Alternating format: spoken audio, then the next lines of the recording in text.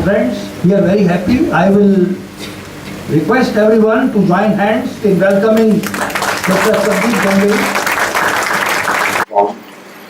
There's a lot happening in the financial services industry, in the overall economy. There's a lot of stuff happening. There's a lot of stuff happening in corporates as to what is it that corporates are doing nowadays to manage the environment. I went through a program which is called Decision Making in a VUCA World. VUCA is VUCA, volatility, uncertainty, complexity, and ambiguity. That is something that all of us are living in today. So, I can talk to you about those things.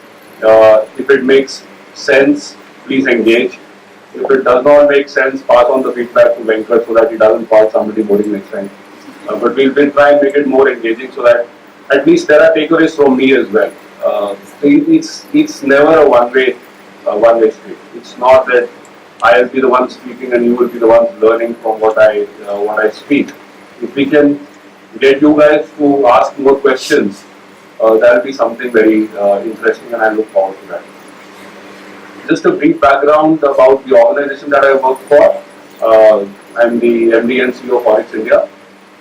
ORIX happens to be one of the most diversified conglomerate in the world right now. I mean, if I were to, actually, I also don't know all lines of businesses that ORIX is in, because it keeps changing. It's so complicated as an organization. It's so diverse that we have interests in shipping.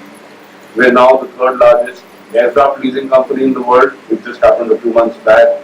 One of the largest leasing company in the world. We have interests in energy, financial services, insurance, banking, real estate management, aquariums.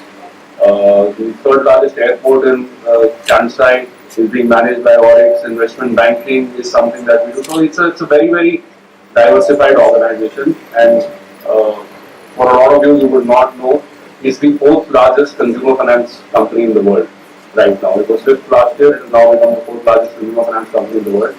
A very, very low profile organization. We don't like to market ourselves too much, we just believe in delivery. So I do a small part of the businesses that ORIX does globally here. In India, we have 2 legal vehicles, planning to have a third one as well. A large organization, 1,000 plus people, 6 lines of businesses. Very profitable. We are very happy with what we do. It's difficult to keep the shareholders happy, but I think we are trying to create happiness within what we do at the organization. So if some of you ever want to see a live corporate enjoying itself, do come to ORIX. It's not too far away. It only took me 54 minutes to get here. So any one of you wants to just visit, I met up with a few faculty members. Some of them would be interested because we were discussing about placement discussions for students who would graduate from here. So, we would welcome some of you with open arms if you want to come and look at the place where you probably may want to join as well. So, something about me, I'm not that old. I don't have 25 years work experience. It's only 22. So I look slightly older because the last time I dyed my hair, it's been a week for that. But I make a lot of effort to stay young because the company of people that I work with are much younger. So at times you have to make a lot of effort to keep up the pace with them. The energy quotient in ORIX India is pretty high, and it's actually been on the rise. We were discussing how do you keep, that was one of the items, how do you keep organization younger? You're operating in a complex environment. How do you cope up with the challenges that is there at work? So I think we'll touch upon those aspects. How do you run a company? What are the challenges? So we do run a financial services company. If you read the newspaper today or over the last couple of weeks, it will be very difficult. You actually have to go to the Times City and some of the page 3 to get more exciting stuff, because the economic times and all is all gloomy. So we can touch upon those aspects as well. But more from my side, I like to touch upon areas that how do we run large, complex organizations nowadays. What is it that I think from my experience works? Because each organization will have complexities of its own, whether it's a manufacturing services, financial services, or any other sector, They would have their own sets of complexities, challenges, and each one of them would figure out their ways to address those challenges. But if you see across organizations, there is one common string that impacts every organization, and that's its people.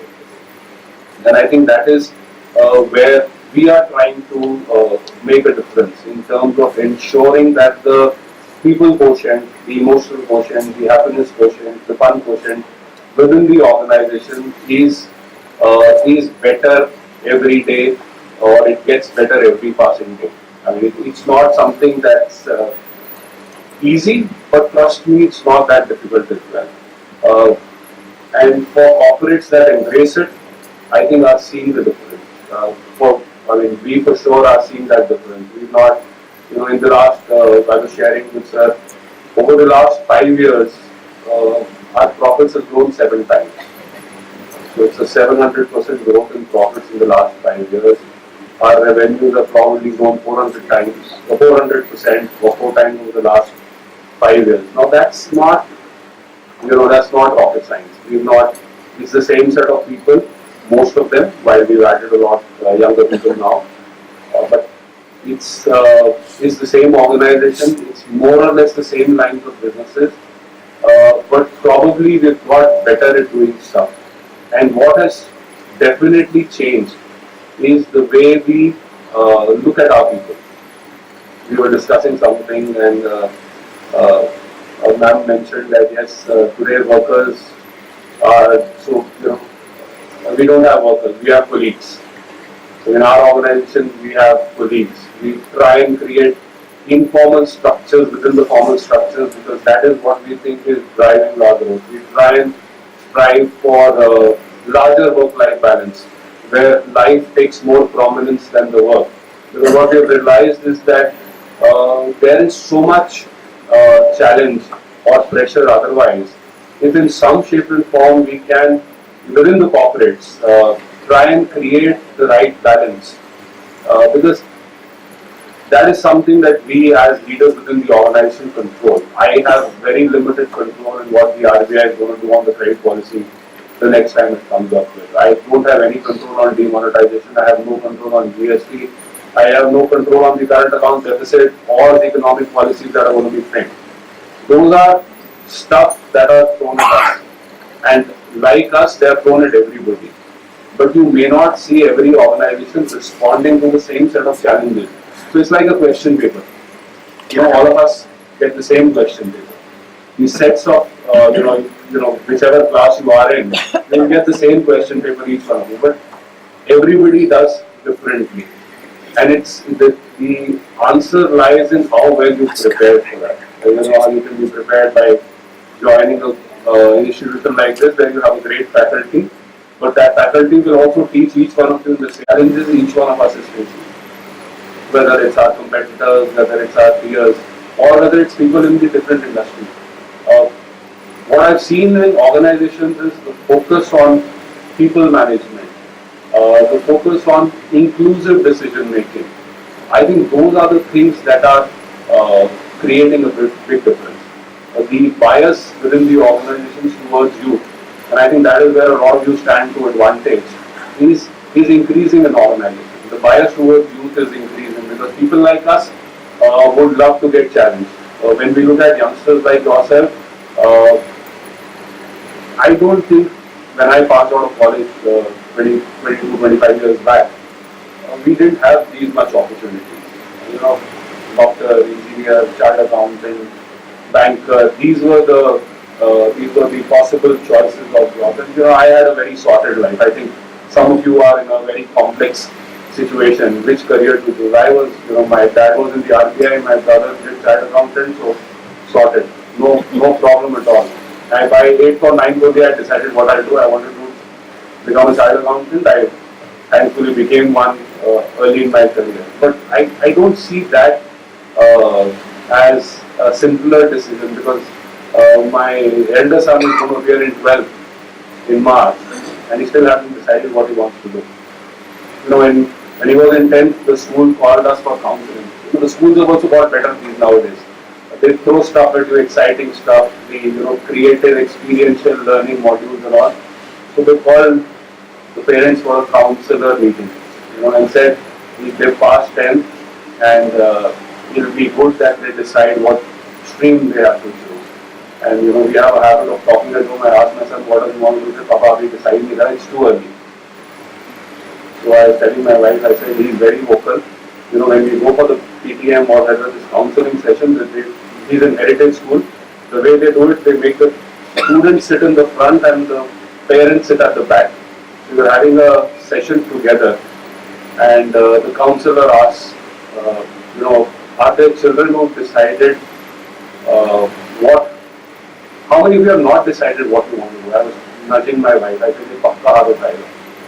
And to my surprise, there were only 5 children who did not raise their hand. All of them raised their hand, which means in class 11, they had not decided what they wanted to do. A lot of it hasn't changed even now, actually. Which tells us the dilemma that the changing generation is going through. Not an easy phase, but not that difficult. So if you were to ask me my piece of advice to what sir said, it's not in the books. It is definitely not in the books. If I were to be a recruiter one day, which at times we do that roles, I would choose a smart guy over an intelligent guy. So if 10 of you were to appear for an interview in ORIX, guess what? We may not take the topper. And that is what most organizations are doing today. It's not about excelling in the space that you are in. I think it's just about being smart. It's about experimenting with yourself. And I think that is something that the education of today or the possibility of courses that you're getting gives you that opportunity. It wasn't there. I'm sure it wasn't there at your time for many of the faculty members there. Here, I don't think it existed at the time we passed out of school or college. What you have is the flexibility to choose something that you want to do. So my advice to you would be experiment. Try out stuff which is different. Because I can bet my money on it, you will miss 100% of the chances that you didn't take. So it's important to take chances. I can see some heads nodding, so I'm just on a lighter side I'll tell you, take your chances. If you like a girl or boy in the school or college, make a proposal. Otherwise you're definitely going to miss it. In hindsight you learn a lot of things. I can see a lot of boys smiling. So tomorrow if you have an incident in college, don't blame me that somebody stood there and told us to propose a girl and we did it. But it's all about taking those chances. That's the same with your profession as well. A lot of us don't experiment. And Shivangi was, did I get her name right? Yes. Yeah. Was reading about what I've done. So actually I was tracking it that every 2 years I've done something different.